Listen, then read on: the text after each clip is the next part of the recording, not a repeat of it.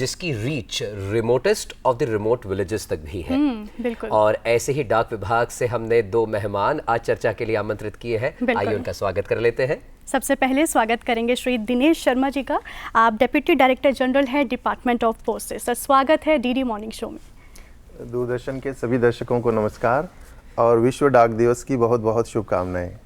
साथ ही हमारे साथ दूसरे मेहमान जुड़े हैं मुजफ्फरुद्दीन अब्दाली सर। आप भी डिप्यूटी डायरेक्टर जनरल हैं इंडियन पोस्ट डिपार्टमेंट से। आपका भी बहुत अभिनंदन डीडी मॉर्निंग शो में। आपका भी अभिनंदन और तमाम दर्शकों को मेरी तरफ से भी वर्ल्ड पोस्ट डे की शुभकामनाएं। जी, चर्चा की शुरुआत करेंगे दिनेश जी सबसे पहले आपसे। जैसे कि अभी मैं तो स्टार्टिंग से बस गीत ही गुनगुनाए जा रही हूँ, तो सबसे पहले जो मैंने गीत गुनगुनाया, डाकिया डाक लाया, खुशी का पैगाम और तो कहीं दर्दनाक किस्सा जो लेकर आते थे, तो इसी से शुरुआत करना चाहूँगी कि उस दौर के बारे में बताइए जब घर घर में डाकिया जाया करते थे, डाक लेकर जाते थे। वो दौर कैसा था? क्या एक फैमिली मेम्बर की तरह उनको समझा जाता था? उस बारे में बताइए। देखिए, जो डाक विभाग है उसका इतिहास काफ़ी पुराना है। अगर हम देखें कि जो वर्तमान स्वरूप में जो डाक व्यवस्था है, तो लगभग 160 सालों से डाक विभाग अपनी रीच की वजह से, अपनी पहुंच की वजह से हर एक गांव, हर एक घर तक पहुंचा हुआ है। और जिस नॉस्टैल्जिया की आप बात कर रहे हैं, तो डाक पोस्टमैन जो है या डाकिया जो है, ग्रामीण डाक सेवक जो है, वो एक गांव के उसके परिवार की सदस्य की तरह होता था, जिससे इमोशनली भी चीज़ें लोग शेयर करते थे अपनी, जो लोग पढ़ नहीं पाते थे। मैं बात कर रहा हूँ आज के 50 साल, 60 साल, 70 साल पहले की, जब लोग इतने साक्षर नहीं थे, तो कई बार डाकिये से अपने पत्र लिखवाते थे या उससे जो है अपने पत्र भी पढ़वाते थे। तो आप उस ट्रस्ट का अंदाजा लगाइए कि इतना विश्वास करते थे कि अपनी गूढ़ बातों को भी, गुप्त बातों को भी आप उसके साथ में शेयर करते थे। और वो गांव के साथ में इतना घुल मिल करके जो है डाकिये रहा करते थे।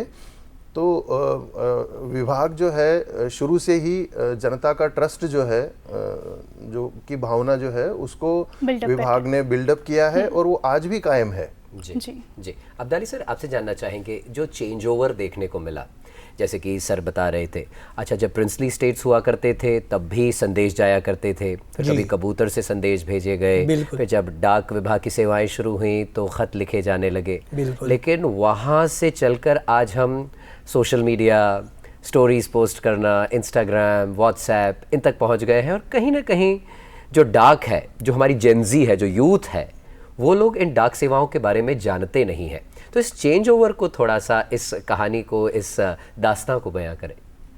ये जो डाक विभाग है या जो डाक है, डाक विभाग से ज़्यादा डाक, डाक में जो चिट्ठी थी, जिसे खत्र कहें, लेटर कहें, जो भी कहें, उनको एक जगह से दूसरे जगह पहुंचने में चूँकि वो मैनुअल था तो समय लगता था। और वाकई यही जो समय लगता था, यही जो इंतज़ार था, यही डाक का रोमांस था। अब वो धीरे धीरे कम हुआ क्योंकि टेक्नोलॉजी सामने आई। टेक्नोलॉजी से जो सबसे बड़ी जो चीज़ सामने आई वो ये कि हर इंसान के पास अब वक्त बहुत कम है, तो उसे रोमांस से ज़्यादा जल्दी हर चीज़ें तुरंत चाहिए। और ये तुरंत ने जन्म दिया इन तमाम चीज़ों को, जिसका नाम सबसे इम्पॉर्टेंट है वो है ईमेल। तो अब हम जो है वो जो ट्रेडिशनल चिट्ठी थी उससे ईमेल की तरफ चले आए। जैसे मैंने रोमांस कहा था, वो इसलिए कहा था जब आपके अभी चल रही थी रिकॉर्डिंग, तो उसमें एक चिट्ठी, एक लेडी बोल रही थी कि हम बड़े सोच सोच के लिखते थे। अब आप सोचिए कि एक प्रेमिका या एक प्रेमी जो अपनी प्रेमिका को चिट्ठी लिख रहा है, तो उसने क्या क्या सोचा होगा, वो तो 10 मिनट में सोच नहीं सकती है या सोच नहीं सकता है। इसी तरह से बहुत सारी बातें की गई हैं। ये तो मैंने लाइटर नोट पर देखिए बहुत सारी चिट्ठियां हैं जो गांधी जी ने लिखी हैं, जो चर्चिल ने लिखी हैं, जिसको हम पढ़ कर करके ये पता लगाते हैं कि वाकई उस समय में गांधी जी क्या सोच रहे थे, या जब वर्ल्ड वार चल रहा था तो चर्चिल क्या सोच रहा था। उन चिट्ठियों में उस समय में एक इमोशनली कनेक्शन होता था। चर्चा में ऐसा ही इमोशनल कनेक्शन हमारे एक दर्शकों के भी जागृत हो गया है, साझा करना चाहते हैं। कॉल पर जुड़ गए हैं दिनेश कुमार जी बिहार से। दिनेश कुमार जी नमस्कार। साझा कीजिए अपना खत एक्सपीरियंस। कोई लाता नहीं तेरे मोहब्बत का पैगाम, कब तक आएगी कागजी तेरे हाथों का सलाम। जी ये बहुत याद करता है। और वो जमाना कुछ और था जब दिल्ली में हम रहते थे। जी जी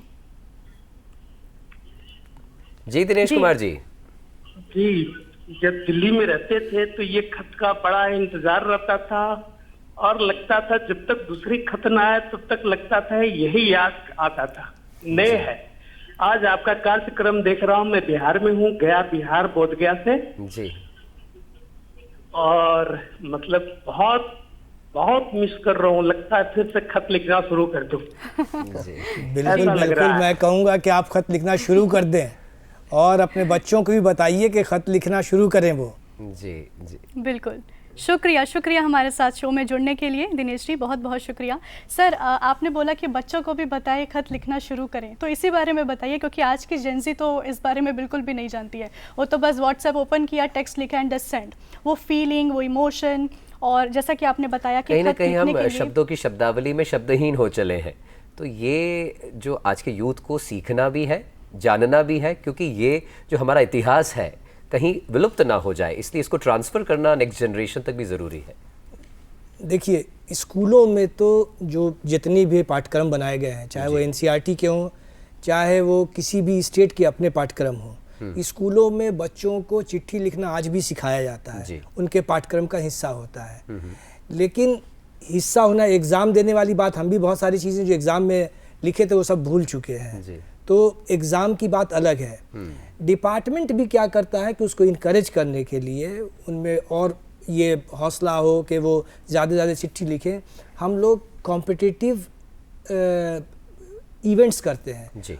उन इवेंट्स में अच्छे खासे इनाम दिए जाते हैं, यानी कैश प्राइज़ तक जो हम लोग दे रहे हैं वो 50,000 रुपये तक का कैश प्राइज़ जो भारत में सर्वप्रथम जो चिट्ठी में आते हैं उस कंपटीशन में उनको देते हैं।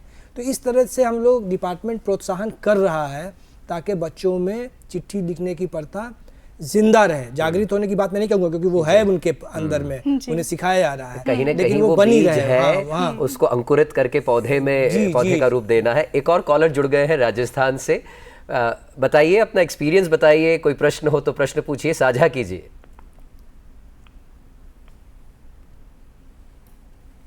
जी जगमीत जी, अपना सवाल पूछें या अपना एक्सपीरियंस शेयर करें। हाँ जी, नमस्कार, गुड मॉर्निंग जी, मेरी good तरफ morning। से डाक दिवस की बहुत बहुत हार्दिक शुभकामनाएं जी। जी। जगमीत सिंह राजस्थान से बात कर रहा हूँ जी। जी एक गाना था फिल्म बॉर्डर का जिसमें बहुत अच्छा था कि घर कब आओगे, कि वो गाना सुना होगा, वो भी डाक द्वारा बनाया गया था, बड़ा अच्छा गाना था। जी और डाक में जो आजकल पोस्ट भेजते हैं वैसे लोग व्हाट्सएप पे यूज करने लगे, व्हाट्सएप पे भेजे जाते हैं मैसेज, जी पर लेकिन डाक का तौर अभी भी बहुत अच्छा चल रहा है जी। जी धन्यवाद। धन्यवाद शुक्रिया धन्यवाद जगमीत शो जी। में जुड़ने के लिए। दिनेश जी, आपसे जानना चाहेंगे, इन्होंने संदेश से आते हैं उसके बारे में जिक्र किया, और मैं उसी बारे में जानना चाहूँगी कि आज जो है टेक्नोलॉजीज़ इतनी आ गई हैं, तो कहीं ना कहीं खत का जो सिलसिला है थोड़ा सा, यूँ तो नहीं कहेंगे कि खत्म हो गया है, लेकिन कम ज़रूर हुआ है। केवल ऑफिशियल कम्युनिकेशन तक शायद सिमट गया है, क्योंकि रिटन कम्युनिकेशन एविडेंस के लिए ऑफिशियली तो आज भी यूज़ किया जा रहा है, लेकिन कहीं ना कहीं लोग भूल चुके हैं। हाँ, तो लेकिन एक ऐसी जगह है, अगर हम बॉर्डर पर अपने फौजी भाई लोगों की बात करें, तो वो वहाँ मुझे लगता है कि आज भी खतों का सिलसिला ऐसे ही जारी है, तो उस बारे में बताइए प्लीज़। हाँ, मैं बताना चाहूँगा कि एक तो जैसे अभी अब्दाली साहब ने बताया कि 2.5 आखर लेटर राइटिंग कंपटीशन हम स्कूल में कराते हैं ताकि स्कूल के बच्चों को ये चीज़ सिखाई जा सके और उसके ऊपर अच्छे खासे इनाम भी दिए जाते हैं।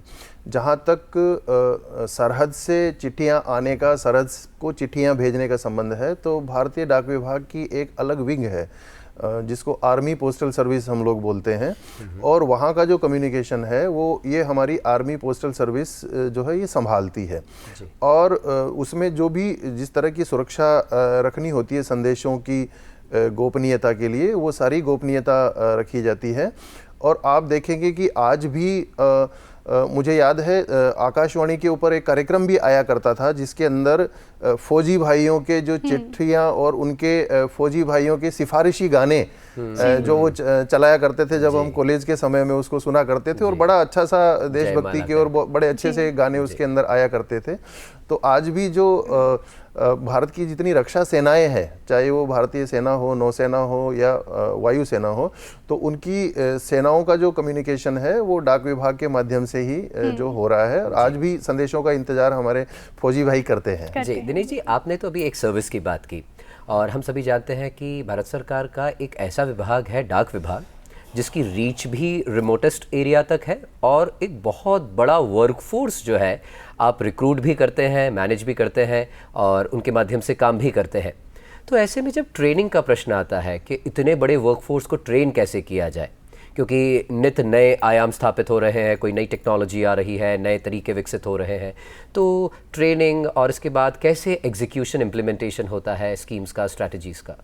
बिल्कुल मयंक जी, आपने बिल्कुल सही कहा। भारतीय डाक विभाग में 1,59,000 पोस्ट ऑफिसेज हैं, जिनमें से 1,44,000 ग्रामीण क्षेत्र में है, यानी कि 90% तक डाकघर जो है 90% से भी ज़्यादा ग्रामीण क्षेत्र में है। और आप देखेंगे कि भारतीय डाक विभाग न केवल चिट्ठी या पार्सल या मेल तक ही सीमित है। आज भारतीय डाक विभाग के डाकघर के माध्यम से घर घर बैंक ले जा रहा है। इंडिया पोस्ट पेमेंट बैंक के माध्यम से भारत सरकार की बहुत सारी सेवाएं डोर स्टेप के ऊपर जा रही है। बहुत सारी ऐसी सेवाएं हैं जो बहुत से लोगों को हो सकता है पता ना हो, जैसे पासपोर्ट भी डाकघर में बनता है। अब हमारे यहाँ 1 करोड़ से ज़्यादा पासपोर्ट जो है पिछले सालों के अंदर बन चुके हैं। गंगा जल का वितरण वहाँ से हो रहा है। IPPB के थ्रू बिजनेस टू कस्टमर और गवर्नमेंट टू कस्टमर का पेमेंट भी वहाँ पे हो रहा है। तो मैं ये बताना चाह रहा हूँ कि जब ये इतनी प्लेथोरा ऑफ सर्विसेज है, इतनी ज़्यादा विभिन्न तरह की सेवाएं हैं, जिसको आप 100 से लेकर 150 के बीच में राष्ट्रीय तरह ध्वज की जो सेवाएं हैं, चला तब आपने राष्ट्रीय ध्वज का भी वितरण किया। हाँ, राष्ट्रीय ध्वज का भी डाक विभाग ने वितरण किया। तो भारत सरकार का एकमात्र जो प्रतिनिधि आप कह सकते हैं, क्योंकि 4.5 मतलब 1.5 लाख डाकघर अगर 7 लाख गाँव में है, तो आप मान लीजिए कि हर 5 गाँव के ऊपर एक डाकघर वहाँ है। तो भारत सरकार के इस तंत्र को भारत सरकार ने 2014 के बाद से ही खास करके पूरी तरह इलेक्ट्रॉनिक नेटवर्क में बदल दिया है।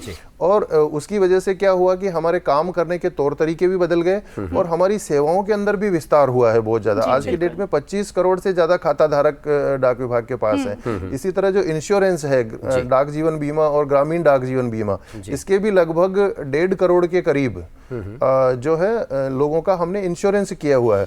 तो इतनी सारी सेवाओं को और ये 4.5 लाख के वर्कफोर्स के माध्यम से वहाँ जन जन तक, गांव-गांव तक पहुँचाना, तो उसके लिए ट्रेनिंग की बहुत महती आवश्यकता थी और कोई भी फिजिकल ट्रेनिंग इंफ्रास्ट्रक्चर इसको पूरा नहीं कर सकता था।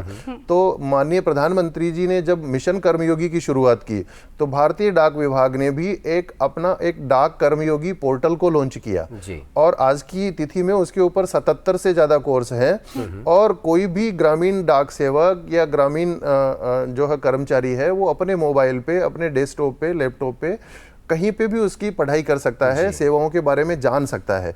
यानी उस कार्य को के माध्यम से और जो आर्टिफिशियल इंटेलिजेंस अब आ गया है। अब्दाली सर, आपसे जानना चाहेंगे डाक का और डाक विभाग का फ्यूचर क्या होगा, क्योंकि अब AI के ज़माने में हम लोग जी रहे हैं। कहा तो डाक विभाग स्टैंप लगाता था, तो अब बारकोड स्कैनर पर आ गया है। तो इन सब के बाद व्हाट नेक्स्ट? देखिए, मैं लगभग 27 साल पहले नौकरी में आया था जी, तो यही सवाल जो आप पूछ रहे हैं, यही सवाल पूछा जाता था कि आप क्यों एक ऐसे ऑर्गेनाइजेशन में जा रहे हैं जिसका फ्यूचर ही नहीं तय है। और मैं यहाँ बैठा हूँ 27 साल नौकरी कर करके, और जहाँ 27 साल पहले था, डाक विभाग आज भी वही है। देखिए, डाक विभाग ने अपने आप को बहुत अच्छी तरह से बदला है, बहुत अच्छी तरह से बदला है। आप देखेंगे कि जो ईमेल है अगर आ गया, तो ईमेल के लिए भी हमारे पास सर्विस आ गई। अगर बैंकिंग में कोर बैंकिंग आ गया, मैनुअल है, तो हमारे पास भी कोर बैंकिंग आ गई। अगर इंश्योरेंस में जो लेटेस्ट जो भी चीज़ें आ गई, चाहे वो ऑनलाइन प्रीमियम पेमेंट हो, चाहे वो ऑनलाइन सेटलमेंट हो, सब हमारे पास आ गया।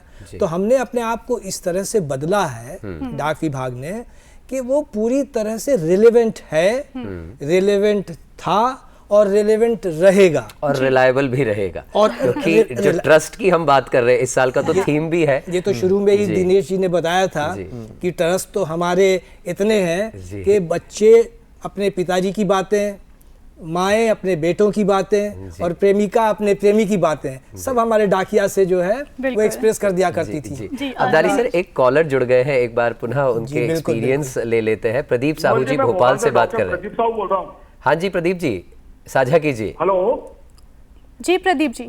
हेलो, आवाज आ रही है क्या? जी हाँ। हाँ, मैं अनमोल जी भोपाल से डॉक्टर प्रदीप साहू बोल रहा हूँ जी। मैं ये पूछना चाहता हूँ कि आज सोशल मीडिया के टाइम में पोस्टल डिपार्टमेंट की कितनी प्रासंगिकता रह गई है? Postal department versus social media, इनमें कौन जीतेगा? और अगर नहीं जीतेगा तो पोस्टल डिपार्टमेंट उसको जिताने के लिए क्या कर रहा है? एक तो ये आज के समय में यदि पंकज उदास पर फिल्माए गए वो गाना कि चिट्ठी आई है उनको गाना होता तो क्या गाते वो, बताइए। मैं बताता हूँ। देखिए, गाना तो हर समय में एक उस समय का होता है, यानी उसे आप जो 30 साल पहले जो गाया गया है और 30 साल बाद वो बदला नहीं जा सकता। यानी जो कपड़े पहने गए हैं ब्लैक एंड वाइट फिल्म में, अगर वो कपड़े पहन करके अभी आ जाएंगे हीरो तो शायद फिर जो फिल्म है वो फ्लॉप कर जाएगी। इसलिए एक दूसरे को Apple can be compared with Apple only, not with the oranges. एक खत्म हो गई बात। ये कि आज के ज़माने में जो पोस्ट ऑफिस है, डाकघर है या डाक विभाग है, वो किस तरह से प्रासंगिक है। देखिए, मैंने जैसे कहा कि डिपार्टमेंट ने हमेशा अपने आप को बदला है। डाक अपने आप में जो डाक है यानी मेल यानी लेटर, उसकी जो प्रासंगिकता है वो जैसा आपने बताया कि कुछ कम होती जा रही है, लेकिन उसके अलावा बहुत सारी चीज़ें बढ़ती गई। जैसे सबसे ज़बरदस्त ये हुआ कि ई कॉमर्स, आज आप फिजिकली दुकान में ना जाकर घर बैठे बैठे चाहते हैं कि आपका शर्ट आपको मिल जाए, आप चाहते हैं कि ये चाय की कप आपको सेफ डिलीवर हो जाए। इसमें सबसे बड़ा रोल पोस्ट ऑफिस का है। आज भी हो सकता है कि कुछ शहर में, बड़े बड़े शहरों में कोरियर्स वाले तो आपको दिखाई दे जाएंगे, लेकिन जैसे मैं जहाँ से आता हूँ, अभी बोधगया के एक साहब जो है वो फ़ोन कर रहे थे और मैं गया से हूँ, तो मैंने वहाँ आपको बहुत सारे कोरियर वाले नहीं मिलेंगे। वहाँ तो आपको अभी भी पोस्ट ऑफिस पर ही डिपेंड करना होगा। और जितना भी ई कॉमर्स बढ़ता जा रहा है उतना हमारी प्रासंगिकता बढ़ती जा रही है। नंबर एक तो ये हो गया। बैंक, जो बैंकिंग है, अभी भी गांव के, भारत जो है वो गांव प्रधान देश है। हम लोग यही पढ़ते आ रहे हैं स्कूल से और आज भी यही पढ़ाया जा रहा है। इस गांव प्रधान देश में जो बैंकिंग है वो साहब पोस्ट ऑफिस के सहारे चल रही है। बहुत सारे बैंक वहां जाते नहीं हैं। इसी तरह से गांव में जो इंश्योरेंस है, हमारे 25 करोड़ से ज्यादा इंश्योरेंस के खाते हैं गांव में। तो हम प्रासंगिक हैं और हम प्रासंगिक रहेंगे। मतलब डाकिया अब डाक भी लाएगा। और जैसे कि आपका जो थीम सॉन्ग भी रहा जब माननीय प्रधानमंत्री जी ने आईपीपीबी को लॉन्च किया था कि डाकिया अब डाक के साथ बैंक भी लाया, तो घर घर तक बैंक भी पहुंचा रहा है भारतीय डाक विभाग। दिनेश जी, आपसे जानना चाहेंगे, टेक्नोलॉजीज की बात हो रही है, चेंजेस की बात हो रही है, तो दर्शकों को बताएं कि पोस्ट जो डिपार्टमेंट है वो और क्या क्या काम करता है। तो जैसे कि अभी अब्दाली सर साहब ने भी बताया कि काफ़ी सारे परिवर्तन के हिसाब से डाक विभाग अपने आप को ढालता रहा है। ये एक बहुत बड़ा रेजिलियंस है। और न केवल बैंकिंग और इंश्योरेंस और बेल, जो कि हमारे 3 ट्रेडिशनल परंपरागत उत्पाद हैं, उसके अलावा कॉमन सर्विस सेंटर्स, जिसके अंदर 100 से भी ज़्यादा सेवाएं गांव के लोगों को, जहाँ पे ना कोई बैंक है ना वहाँ पे ई मित्र है, आप किसी भी यूनिवर्सिटी की फीस जमा कर सकते हैं, उसके अंदर बिजली का बिल जमा कर सकते हैं, गैस का बिल जमा कर सकते हैं। तो इस तरह की भारत बिल पेमेंट से संबंधित जितनी सारी सेवाएं, इंश्योरेंस का प्रीमियम जमा करा सकते हैं, ये सारी सेवाएं आज डाकघर में जो है वहाँ 5 किलोमीटर की विसिनिटी के अंदर मिल रही है। सो मच सो, यानी कि मैं तो कहता हूँ कि रिलेवेंस बढ़ गया है। भारत सरकार ने इस साल भी 5000 से ज्यादा डाकघर खोलने को स्वीकृति दी है। इसका मतलब उसका विस्तार और हो रहा है। मतलब ऐसा नहीं है कि रिलेवेंस कम हो रहा है, रिलेवेंस एक्चुअल के अंदर बढ़ रहा है। कुछ चीजों के लिए तो हमें डाकघर ही आना पड़ेगा। अगर हमें एनएससी खरीदना है, चूंकि हम मंडे में फाइनेंस के फंडों की भी बात करते हैं, तो अगर एनएससी खरीदना है, टैक्स सेविंग करनी है, तो वो तो डाक विभाग से ही मिलेगा। किसान विकास पत्र खरीदना है तो उसके लिए डाक विभाग ही आना पड़ेगा। एक और कॉलर जुड़ गए हैं हमारे साथ, गुजरात से बात कर रहे हैं। डॉक्टर महेश गुजरात से अपने एक्सपीरियंस शेयर कर रहे हैं।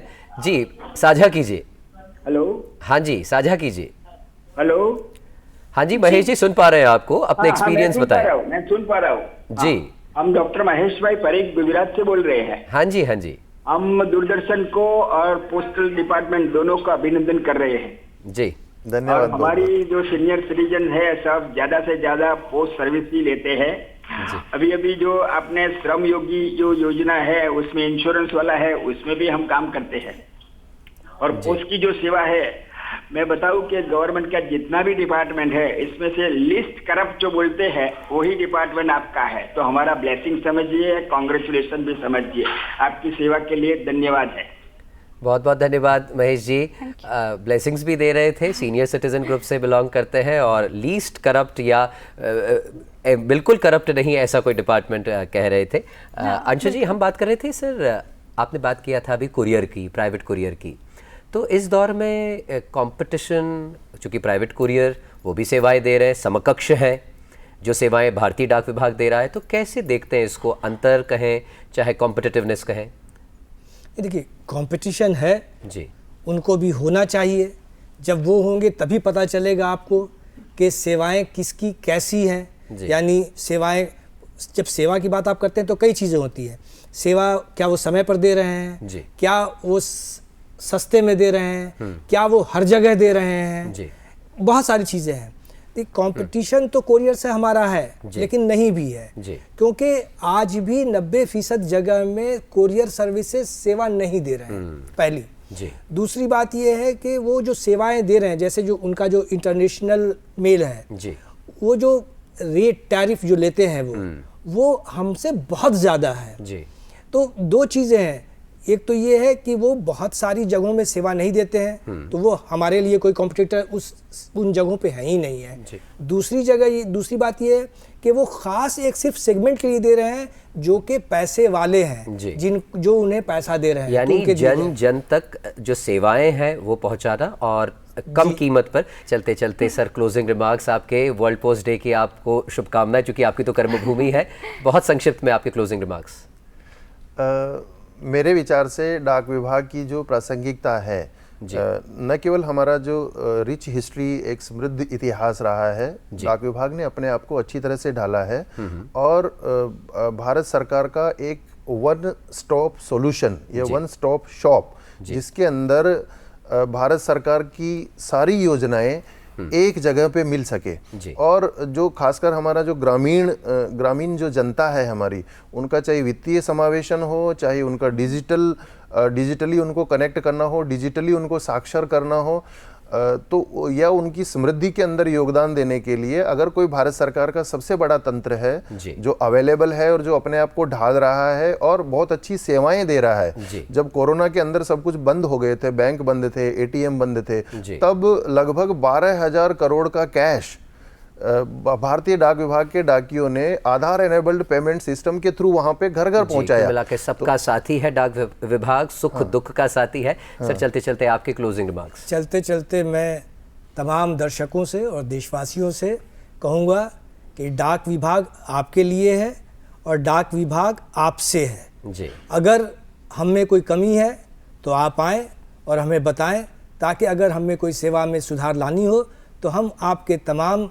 जितने भी सजेशंस हैं उनको देखें, विचारें और अगर कोई कमी रह गई हो तो उसमें और सुधार ला सके। धन्यवाद। जय हिंद। तो आपका है, आपके लिए है, आपके साथ है। आप दोनों ही अतिथियों का बहुत बहुत धन्यवाद जो आज इस विशेष मौके पर आप कार्यक्रम में आए। बहुत बहुत धन्यवाद आपका भी।